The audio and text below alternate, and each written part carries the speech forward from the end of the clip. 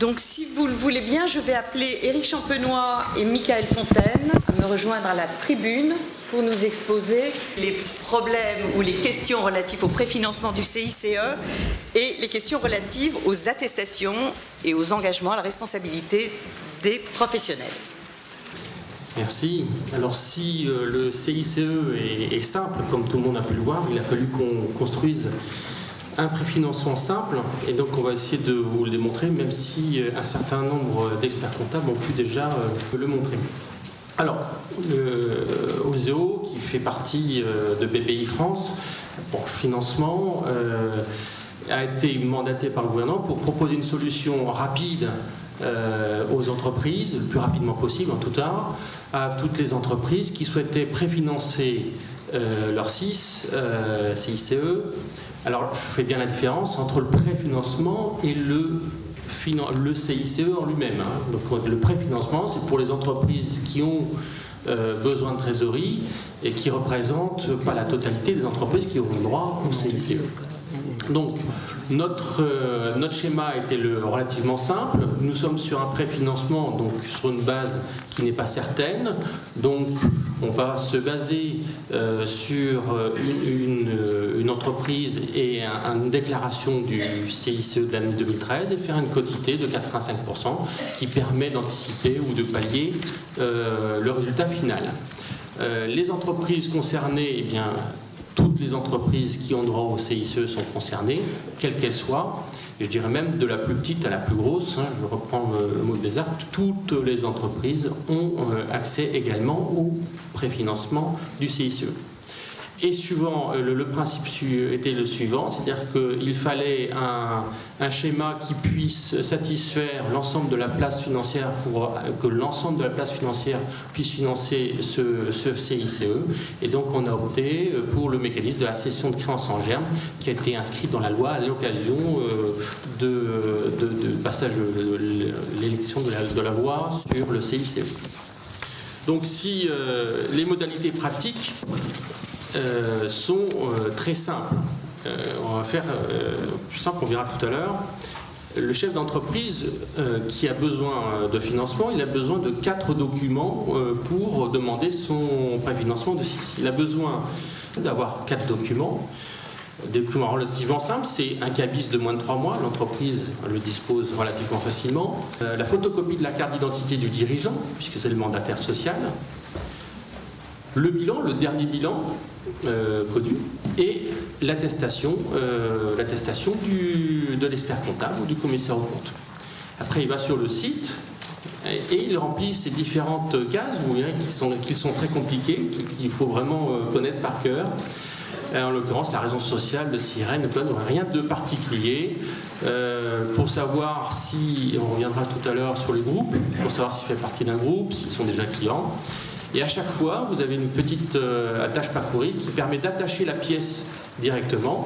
Et une fois que l'ensemble de ces informations sommaires sont renseignées, il suffit de cliquer sur Envoyer et ça arrive, ce formulaire avec ces pièces arrive chez OSEO. On regarde la cohérence des documents et bien sûr que le cabis soit bien celui de la société qui demande son crédit. Et une fois que cette cohérence est renseignée, la totalité des demandes sont envoyées dans nos directions régionales, puisque la quasi-totalité des demandes de préfinancement du CICE chez OSEO sont traitées par les directions régionales. Alors, vous ne l'avez pas vu sur le site, on a mis en haut et en bas pour dire que c'était un crédit. Donc, qui dit crédit, qui dit coût. Dans l'ensemble de ce schéma, le préfinancement, mais je crois que tous les confrères bancaires sur tous les produits actuellement le font. Il y a des frais de dossier, je donne un ordre de grandeur, c'est 150 €. Une commission d'engagement qui confirme le montant autorisé pour dire qu'on ira jusqu'au bout. Et un taux qui est basé sur l'Euribor à mois, qui aujourd'hui, le taux d'Euribor est à 0,10, grosso modo, auquel on ajoute une marge, qui est la marge de refinancement, puisque cette somme ne vient pas directement de l'État, puisque cette somme, OSEO la recrute sur le marché pour la reprêter aux entreprises. La durée du prêt, elle est normalement d'1 an, donc nous partons sur 1 an. Si les délais de paiement étaient un peu plus longs, parce qu'on a commencé à faire du préfinancement du CIS en mars, donc on ira jusqu'au bout, jusqu'au paiement réel du crédit d'impôt. Et pour les entreprises qui ne sont pas des PME, ben on ira jusqu'au bout des 3 ans, puisque le portage est de 3 ans. Donc c'est bien un remboursement à l'échéance, avec une périodicité des intérêts qui est mensuelle sur la partie utilisée. Supposez que sur le préfinancement du CIS, vous n'en ayez pas besoin, donc vous ne demandez pas le produit de ce crédit, et à ce moment-là, vous ne payez pas d'intérêt. Les délais de mise en place sont relativement courts pour ce type de crédit. Je prendrai le président de la CGPME qui disait qu'il n'avait jamais vu ça. Je dois reconnaître que là, tout le monde y met du sien. Grosso modo, il faut 3 semaines. Entre le moment où l'entreprise fait sa déclaration et qu'on lui dit « Ok, c'est bon, on peut y aller », et le moment où l'entreprise reçoit le produit de ce crédit. Et dans ce crédit, je dois remarquer et féliciter les services fiscaux, parce que dans ces 21 jours, on va dire en moyenne, il y en a à peu près 10-15 jours qui sont issus de l'administration fiscale, mais départ délai de chez Oseo et retour et paiement par Oseo, ça veut dire qu'à l'intérieur de ces 10 jours, vous avez un délai courrier aller et un délai courrier retour et un week-end. Donc il faut reconnaître que là, les SIE sont motivés et sont très très réactifs. Alors quelques chiffres rapides, mais là je reprendrai le mot de M. Bézard. C'est vrai un démarrage pour nous en tout cas en trombe, puisqu'aujourd'hui on a plus de 3300, les chiffres évoluent tous les jours, on a plus de 3300 dossiers demandés pour plus d'un demi-milliard, c'est significatif. Et pour vous donner un ordre de grandeur, chez Oseo en tout cas, c'est 45% des dossiers sont inférieurs à 25 000 €. Et 90% des dossiers sont inférieurs à 250 000 €. Donc 90% des dossiers qui ont été traités, qui sont en cours de traitement chez Oseo, concernent des PME. Et 10% qui restent, ce sont les ETI. Concrètement, quels peuvent être actuellement, plus précisément, les chiffres en matière de taux et sans doute en matière de frais de dossier également, peut-être suivant la typologie des entreprises ou leur importance? Question du jour. Je crois qu'on est en toute transparence là. On a commencé vraiment à gérer la transparence. Et on va être jusqu'au bout. Et on va être tout à fait transparent, comme l'a été Nicolas Dufour vendredi soir lors de la signature du pacte. On a toujours dit qu'il y avait un coût de traitement. Alors, vous avez pu voir que vis-à-vis pour l'entreprise, c'est relativement simple, pour ne pas dire très très simple.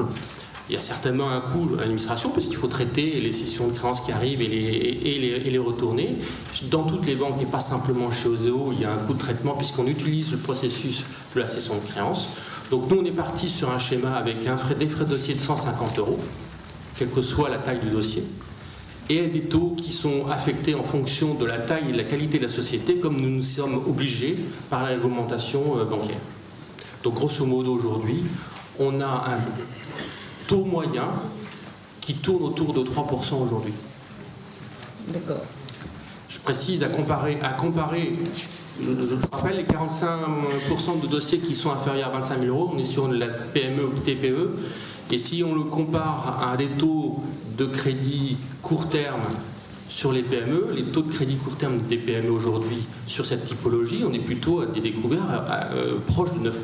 Donc je fais le rapport entre les deux. Oui, non, j'entends bien, mais comment on est effectivement tous dans un cercle vertueux de tarifs raisonnables, et j'ai bien entendu Monsieur le Directeur Général, donc il est important que tous les acteurs du CICE jouent le jeu à fond, et donc nous, professionnels de l'expertise comptable, je pense que nous pouvons nous y engager, mais effectivement, nous apprécierions volontiers que tout le monde joue le jeu.